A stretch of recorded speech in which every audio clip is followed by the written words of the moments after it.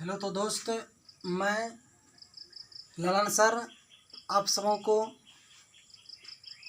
मेरे YouTube channel Sharma education पर आप सबों का स्वागत है।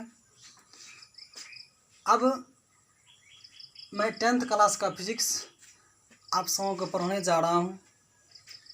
इससे पहले जो मैंने वीडियो अपलोड किया था प्रकाश सब के बारे में दिया गया था। उसके बाद मैं आज जो पढ़ाने जा रहा हूँ आप लोगों को वह है प्रकाश का परावर्तन।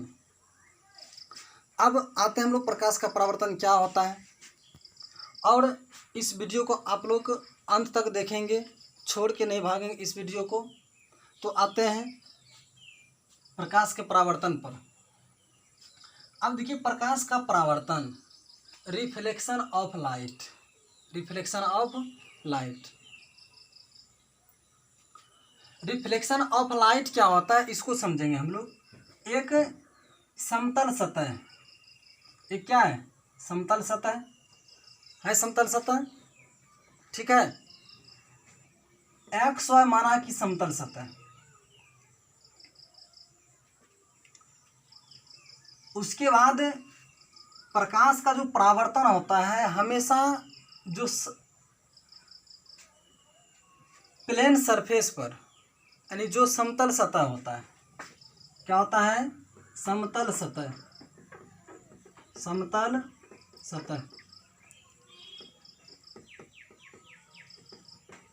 प्लेन सरफेस,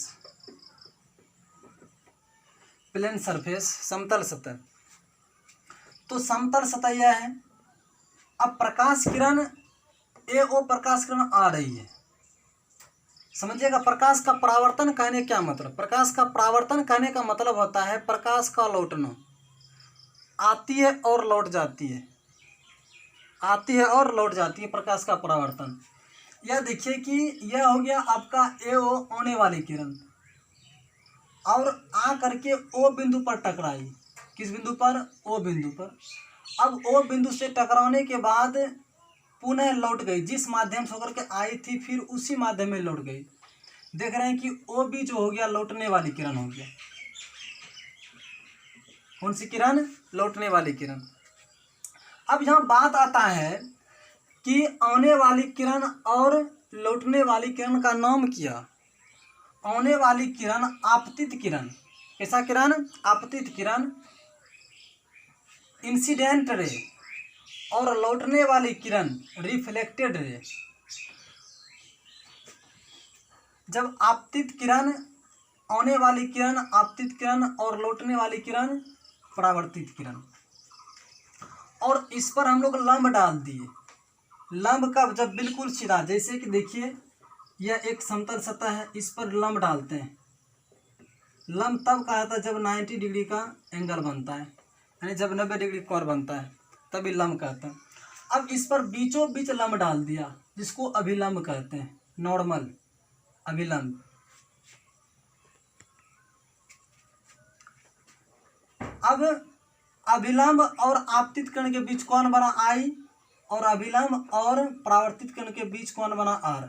इसको मैं बाद में बताऊंगा, पहले प्रकाश का परावर्तन समझ लेते हैं। आखिर प्रकाश का परावर्तन होता है क्या, बिल्कुल आसान, इजी है। आप लोग ध्यान से देखें इस वीडियो को, और मैं दावा करता हूं कि आज आप लोगों को प्रकाश का परावर्तन के बारे में बिल्कुल सही जानकारी दूंगा, और आप लोग भूलेंगे नहीं।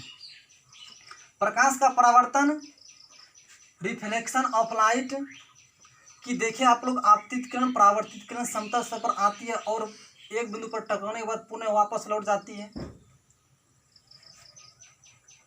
इसका डिफिनीशन देना है कैसे। जब प्रकाश किरण, कॉपी कलम आप लोग निकाल के रखिएगा, जब प्रकाश किरण समतल सतह से टकराती है, यदि कोई समतल सतह होगा उससे टकराती है तो पूर्ण माध्यम में लौट जाती है, यानी जो पहले वाली माध्यम थी, जिस माध्यम से होकर के आई थी फिर उसी माध्यम में लौट जाती है। पुनः एक बार, जब प्रकाश किरण किसी समतल सतह से टकराती है तो पूर्ण माध्यम में लौट जाती है। यह एक इवेंट घटना है। इस घटना को हम लोग प्रकाश का परावर्तन कहते हैं, रिफ्लेक्शन ऑफ लाइट कहते हैं। अरे बस समझ में, कोई किसी को दिक्कत नहीं? चलिए नहीं, पुनः एक बार मैं परिभाषा बोलता हूँ, क्योंकि आप लोग भूल भी जाते हैं, जब बोलते हैं तो आप लोग भूल जाते हैं, इसलिए एक बार मैं पुनः रिपीट करता हूँ। जब प्रकाश किरण किसी समतल सतह से टकराती है, आई टकरा गई, जब प्रकाश किरण किसी समतल सतह से टकराती है, पूर्ण माध्यम में लौट जाती है, इस घटना को प्रकाश का परावर्तन कहते हैं। प्रकाश का परावर्तन। अब प्रकाश का परावर्तन का डिफिनीशन हो गया। अब जानते हैं प्रकाश के परावर्तन का 2 नियम होता है। प्रकाश के परावर्तन का कितना नियम? 2 नियम। प्रकाश के परावर्तन का होता है, पहला नियम देखिए, फिगर को देख करके बोलिए आप लोग। नियम देखिए कैसे निकालते हैं। आपतित किरण, ये जो बिंदु हो गया इसको बोलते हैं आपतन बिंदु। आपतन बिंदु। अब देखिए कि नियम कैसे होगा। पहला नियम कि आपतित किरण, परावर्तित किरण, आपतित किरण, परावर्तित किरण आपतन बिंदु पर डाला गया अभिलंब जो देख रहे हैं, यह अभिलंब है ना, यह आपतित किरण, यह परावर्तित किरण, तीनों देखिए एक बिंदु पर होता है, यही है। तो लिखना है प्रकाश के परावर्तन के 2 नियम होते हैं।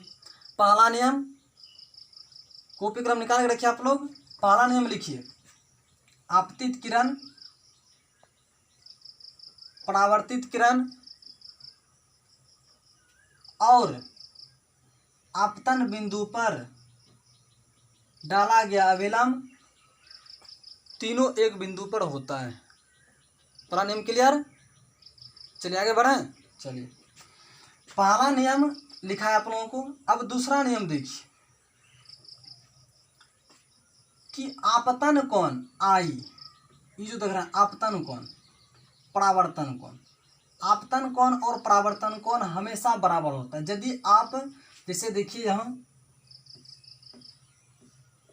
यह यदि 30 डिग्री, यह भी कितना होगा 30 डिग्री, यानी यदि आपतन कोण का वैल्यू यदि 30 डिग्री हो गया तो परावर्तन कोण का वैल्यू कितना होगा 30 डिग्री होगा। समझ लिए? तो दूसरा नियम यही है कि आपतन कोण परावर्तन कोण हमेशा बराबर होता है। आपतन कोण परावर्तन कोण हमेशा क्या होता है? बराबर होता है। यानी कहने का मतलब आप लिख सकते हैं कि आपतन कोण, आपतन कोण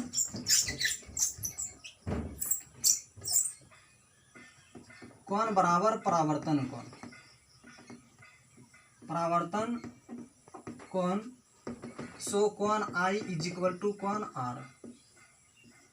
यह हो गया, यानी कोण आई बराबर कोण आर, यानी आपतन कोण बराबर क्या? परावर्तन कोण। चलिए यहाँ तक में किसी को दिक्कत नहीं? आगे बढ़ते हैं। आप लोग इस वीडियो को अंत तक देखें, तब देखिए आप लोगों को पढ़ाई में कैसे मजा आता है। मैं पक्का दावा करता हूँ मैं आप लोगों को सिखा दूंगा।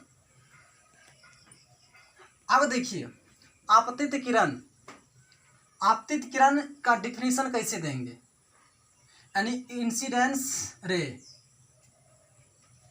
डिफिनीशन ऑफ इंसिडेंस रे, इंसिडेंट रे। आपतित किरण की समतल सतह पर आने वाली किरण को, समतल सतह पर आने वाली किरण को, कॉपी कलम निकाल के रखिए कि समतल सतह पर आने वाली किरण को आपतित किरण कहते हैं। नाम से आपतित, आने वाली, किस पर? समतल सतह पर आने वाली किरण को आपतित किरण कहते हैं। कंप्लीट। अब देखिए आपतन बिंदु, आपतन बिंदु समतल सतह के, समतल सतह के जिस बिंदु पर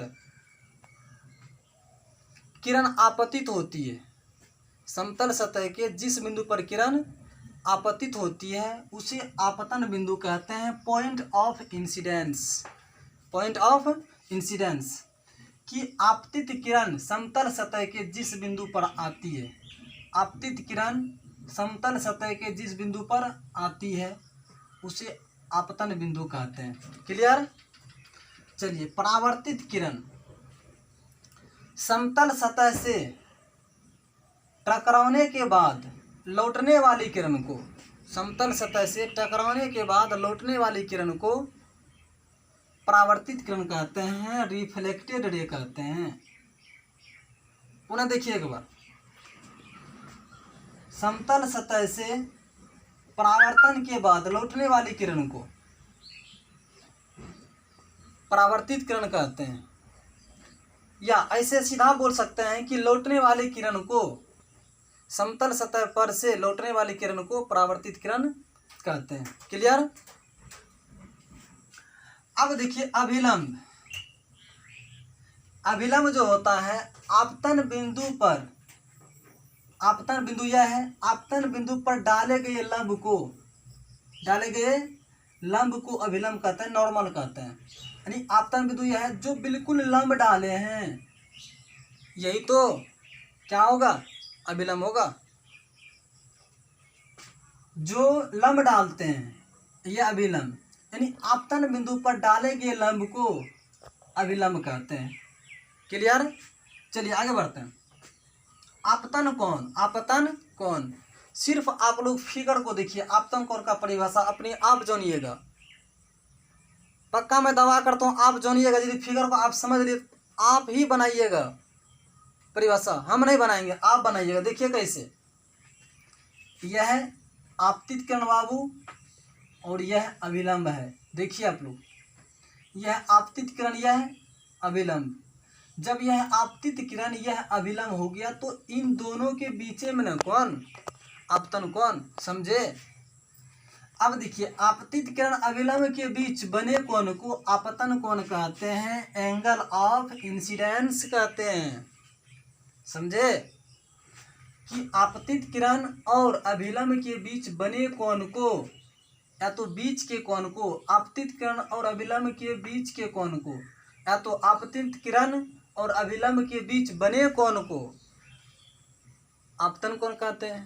क्लियर हो गया? उसके बाद देखिए परावर्तन कोण, एंगल ऑफ रिफ्लेक्शन। परावर्तन कोण किसको कहते हैं? फिर इसे समझिए कि यह तो परावर्तित हो गया, यह अभिलंब हो गया। अब देखिए परावर्तित किरण, जैसे कि आपतित किरण आपतन अभिलंब के बीच आपतन कोण, उसी प्रकार से परावर्तित किरण अभिलंब के बीच परावर्तन कोण, एंगल ऑफ रिफ्लेक्शन। इसीलिए डिफिनेशन इसका देखिए परावर्तन कोण का, कि परावर्तित किरण और अभिलंब के बीच बने कोण को परावर्तन कोण कहते हैं।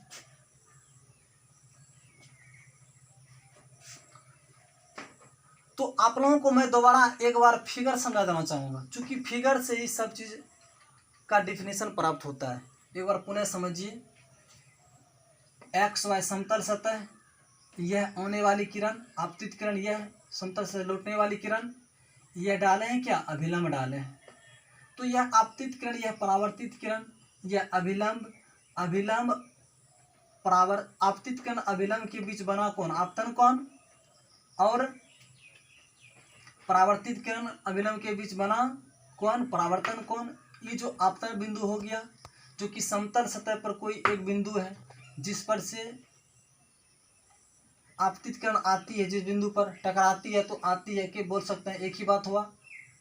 उसके बाद अभिलंब जो होगा, जो कि आपतन बिंदु पर जो लंब डालते हैं वही अभिलंब कहलाता है।